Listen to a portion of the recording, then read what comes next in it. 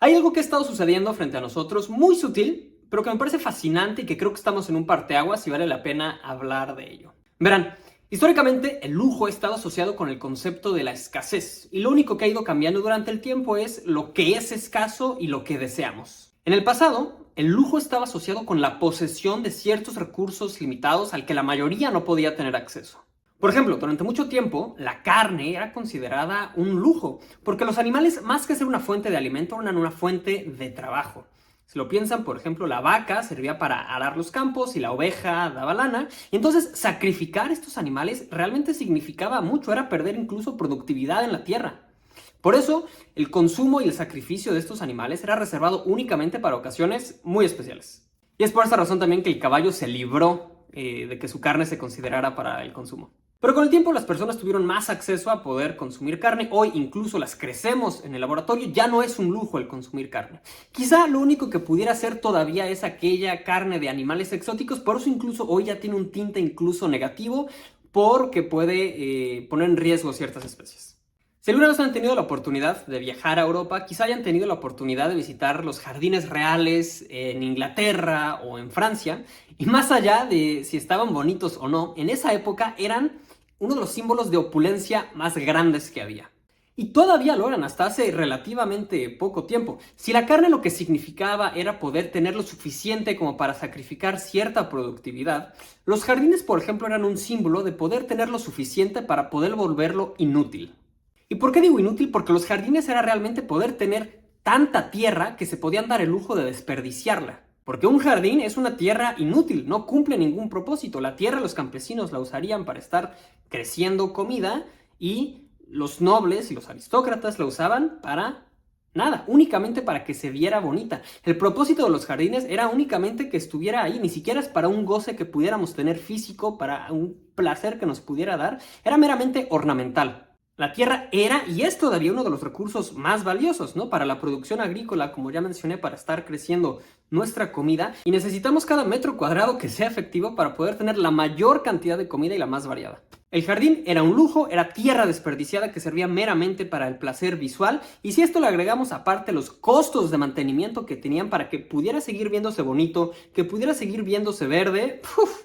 Y hoy en día, con la crisis de la vivienda y de desarrollo urbano en la que estamos, parece importante volver a tener esto en mente, porque hoy parece nuevamente que las áreas verdes o tener un parque cerca de tu casa se vuelve un lujo otra vez. Estamos envueltos en esta jungla de concreto en la que han desaparecido los espacios verdes y espacios prácticamente de cualquier color, que estas áreas verdes parecen reservadas únicamente a aquellos códigos postales con un poco más de capacidad adquisitiva. Como ya dijimos, el lujo tradicional se asociaba con la posesión de ciertos materiales o recursos escasos. La seda, por ejemplo, era rara y eso la volvía codiciada, la volvía cara y exclusiva para las élites del mundo. Las especias, ciertos tintes, por ejemplo el color púrpura. El color púrpura era el color de la realeza, pero no por el color en sí, sino porque obtener el color púrpura, el tinte que diera el púrpura, era bastante caro y era muy complicado. Se necesitaba un molusco muy especial para poder obtener esos tintes, y eso es lo que realmente convirtió al púrpura en sinónimo del color de la realeza. Fueron los desarrollos tecnológicos y las nuevas rutas comerciales que empezaron a cambiar este paradigma. Nuevos mercados significaba que más personas lo podían comprar, que los costos empezaban a abaratarse y entonces ya no parecía tan especial. Después llegaron los tintes sintéticos y hacer el color púrpura era también más barato, y hoy cualquier persona puede estar usando una playera de los Lakers.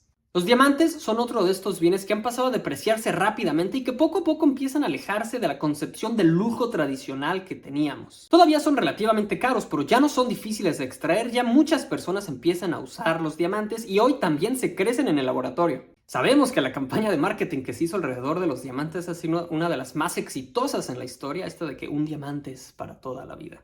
Históricamente se compraban los diamantes porque podían apreciarse con el tiempo y porque podían ayudar a tener este flex para presumir el dinero que una persona tenía. Sin embargo, hoy, con el precio de los diamantes que empiezan a depreciarse porque pues ya no son tan raros, porque empiezan a poder extraerse un poco más fácilmente, y con que ya se crecen en el laboratorio, estas dos razones por las que el diamante se asociaba con el lujo empieza a perderse.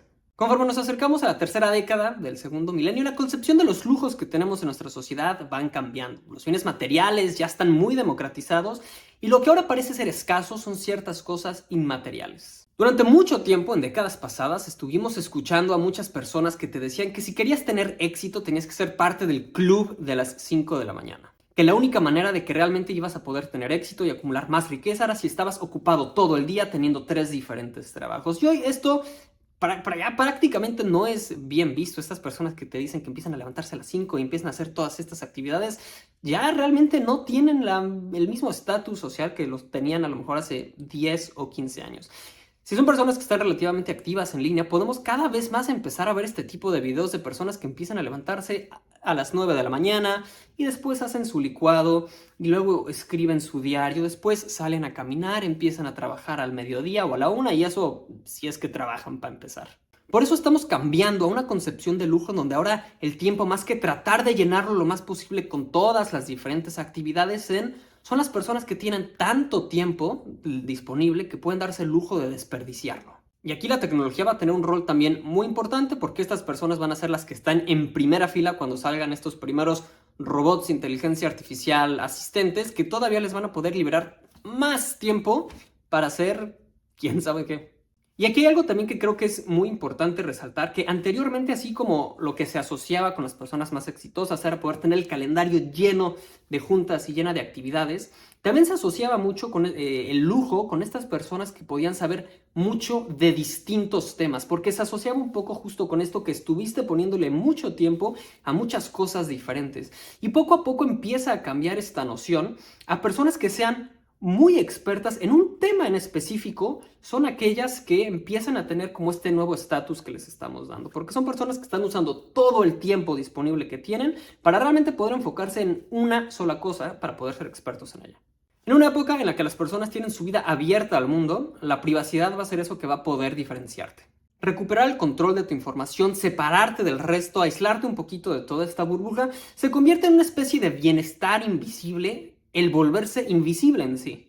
Y no me refiero solamente a la privacidad de los datos en línea, de tener a lo mejor un data broker que te borre completamente de la vida digital, sino realmente el poder desaparecer por completo de la vida en línea y que tu vida no colapse. Porque tenemos tantas dependencias hoy en día con la vida en línea que muchas personas no pueden darse ese lujo. Existen tantos creadores de contenido que no podrían estar viviendo sin una presencia digital porque pues su mundo colapsaría. Muchas personas cuyo negocio no podría sostenerse si no tuvieran esa presencia digital. Muchas personas que a lo mejor no pueden tener una vida fuera de en línea porque no tienen con quién comunicarse si no es a través de un dispositivo y si no es a través del internet. El poder tener una vida offline, una vida fuera de línea con personas reales, con conversaciones en persona, se está convirtiendo poco a poco en este nuevo símbolo de estatus social. A medida que la globalización se acelera y pasa homogenizando todo a su paso, la autenticidad termina siendo un lujo.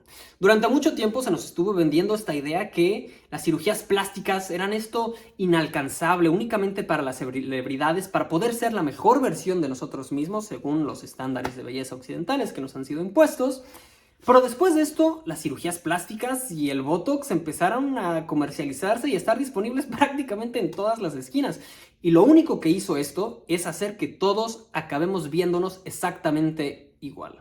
En fin, yo podría seguir hablando aquí durante un rato acerca de este tema. Apenas empezamos a rozar en los efectos que va a tener la tecnología, en estos cambios de paradigmas a futuro con relaciones a cómo percibimos el lujo y las cosas que van a empezar a hacer las nuevas cosas que deseamos y las nuevas cosas que van a estar en escasez. Pero hicimos un recorrido histórico a través de los diferentes símbolos de lujo a lo largo de la historia y cómo veo algunas cosas que creo que van a estar cambiando durante los próximos años. A lo mejor me equivoco, a lo mejor no, pero bueno, creo que estamos pasando de una mentalidad de el poder y de una mentalidad de poder y de una mentalidad de tener a una mentalidad del poder evitar, del poder controlar, del ser dueño de mi tiempo, del puedo evitar estas cosas en línea.